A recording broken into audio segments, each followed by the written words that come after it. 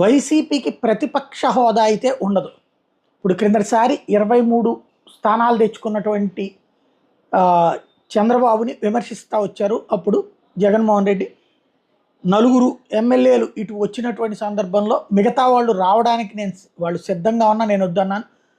ప్రతిపక్ష పాత్ర అన్నటువంటి స్థానం అన్నటువంటి మీకేసిన బెచ్చం అన్నటువంటి కోణంలో మాట్లాడుకొచ్చారు అప్పుడు వైఎస్ఆర్ కాంగ్రెస్ పార్టీ వాళ్ళు. కానీ ఇదంతా కూడా ఇప్పుడు అసలు ప్రతిపక్ష పాత్ర ఇస్తారు, ప్రతిపక్ష స్థానం.